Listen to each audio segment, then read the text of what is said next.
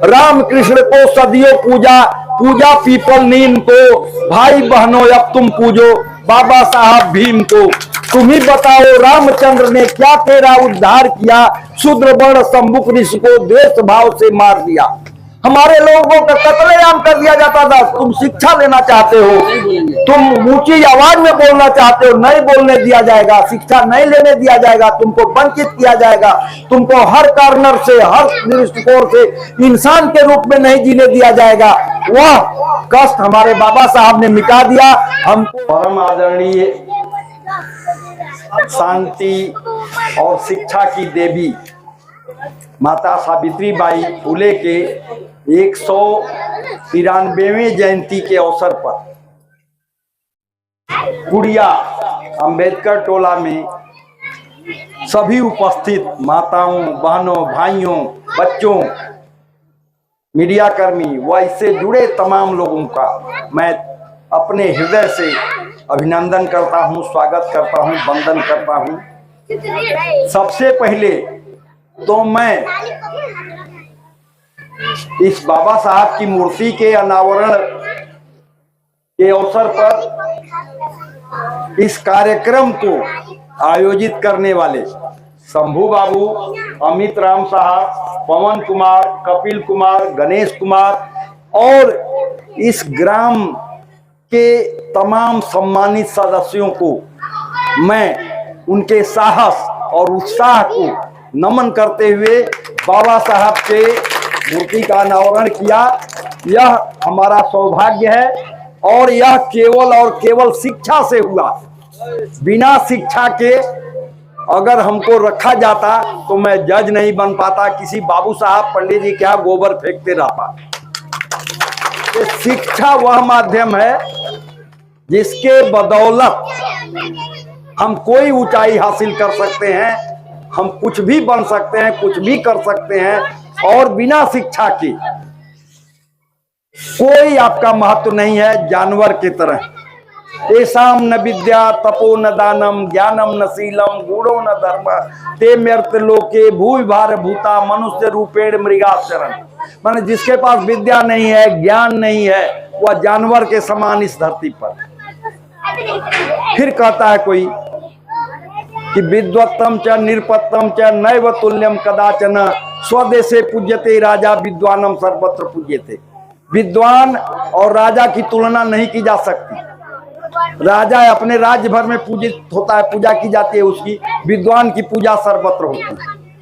इसलिए कुड़िया अंबेडकर टोली के लोगों को एक शिक्षा की अलख जगाने वाले शंभू राम को मैं कोटसह नमन करता हूं पुनः, और इस बात के लिए उत्साहित करूंगा, प्रोत्साहित करूंगा कि निश्चित रूप से इस मिशन को, आपने इस चिराग को जलाया है तो इसमें ज्वाला भड़कनी चाहिए ताकि समाज में एक अच्छी रोशनी जा सके। शिक्षा की रोशनी सर्वोपरि है।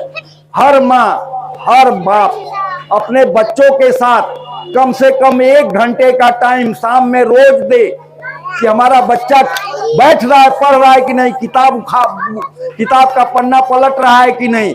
अगर ऐसा करेंगे तो एक रोशनी आपके परिवार में बढ़ेगी। जैसे अंधेरा वाला कमरे में अगर एक माचिस की तीली जला देते हैं तो उजाला हो जाता है, वैसे एक बच्चा पढ़ लेगा आपके समाज का तो आपके समाज में उजाला हो जाएगा, सब कुछ दिखाई देगा और आपके हक और अधिकार से आपको कोई वंचित नहीं कर सकता है। हमारा ही कहना है कि बाबा साहब किस परिस्थिति में इस मिशन को यहाँ खींच के ले आए जहां हमको एक स्वच्छंद हवा मिल रही है, नहीं तो हमको हर तरह से वंचित किया गया था, हर तरह से हम पिछड़े हुए थे, हम इंसान नहीं समझे जाते थे, हमको जानवर जैसे व्यवहार किया जाता था। वह सब कुछ एक शिक्षा के माध्यम से बाबा साहब ने एक कलम से मिटा दिया। Article 13 of the Indian constitution लिख के जो भी लॉ, जो भी रिचुअल, जो भी कस्टम, जो भी कानून 26 नवंबर 1949 के पहले उपनिवेशिक कानून था, जो भी कानून था, और उसको एक कलम से बाबा साहब ने खत्म कर दिया, यह कहते हुए कि ये जो संविधान के आत्मा के विपरीत है वह शून्य कानून है। इसके बावजूद हमको विधि का शासन दिया, रूल ऑफ लॉ दिया और इक्वलिटी बिफोर लॉ दिया, इक्वल प्रोटेक्शन ऑफ लॉ दिया, जिसके बदौलत हम इंसान की गरिमा पा सकते हैं, देश की रक्षा कर सकते हैं, एक्सटर्नल एग्रेशन को रोक सकते हैं, इंटरनल डिस्टरबेंस को रोक सकते हैं, डिग्निफाइड लाइफ जी सकते हैं। वह केवल और केवल माध्यम है शिक्षा। मेरा बहुत कुछ नहीं कहना है, एक ही चीज कहना है कि बच्चे जिनके कंधे पर राष्ट्र का भार है, इनको हम सही दिशा और दशा शिक्षा के माध्यम से दे सकते हैं, उनको अपने उद्देश्य तक पहुंचा सकते हैं। हम कुछ नहीं बन सके, हम अपने बच्चों को बना के कम से कम यह साबित कर सकें कि हमको शिक्षा का मौका मिला और हम शिक्षा के बदौलत यहाँ तक अपने बच्चे को पहुंचा लिए। बहुत कुछ सोचने समझने की जरूरत नहीं है, एक ही चीज है, राम कृष्ण को सदियों पूजा, पूजा पीपल नीम को, भाई बहनों अब तुम पूजो बाबा साहब भीम को। तुम ही बताओ रामचंद्र ने क्या तेरा उद्धार किया, शूद्र वर्ण शंभुक ऋषि को द्वेष भाव से मार दिया।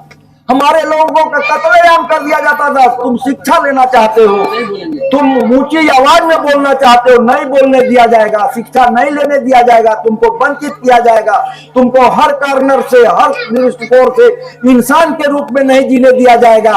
वह कष्ट हमारे बाबा साहब ने मिटा दिया। हमको आपको एक संगठित होकर शिक्षा की मुहिम को आगे बढ़ाना है, अपने बच्चों में अपना भविष्य देखना है और उन्नत के पथ पर दिनों दिन चलना है।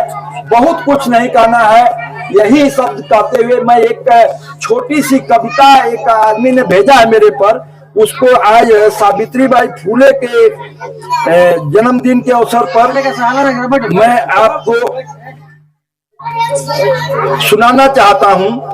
आह से पत्थर पिघलेगा, इस धोखे में मत रहना, बिना लड़े इंसाफ मिलेगा, इस धोखे में मत रहना। भारत के जर्रे जर्रे में अपना हिस्सा है, बुलाकर कोई देगा, इस धोखे में मत रहना। भाग्य और भगवान तो प्यारे केवल एक छलावा है, ईश्वर ही कल्याण करेगा, इस धोखे में मत रहना। कहा किसी ने तेरे हाथों में धन दौलत की रेखा है, छप्पड़ फाड़ कर धन बरसेगा, इस धोखे में मत रहना।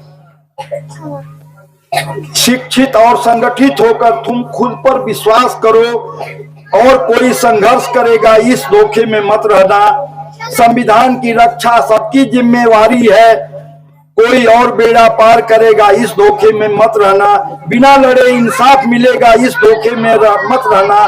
फिर अंबेडकर पैदा होंगे, इस धोखे में मत रहना। इन्हीं बातों के साथ मैं अपने बातों को विराम देता हूं। पुनः आयोजक बंधुओं को हृदय से धन्यवाद देते हुए अपने ओर से मैं विदा लेने का आदेश प्राप्त करता हूं। यहाँ के संचालक महोदय से निवेदन करता हूं कि हमें छुट्टी दें ताकि हम चल के दूसरा भी काम कर लें अपना।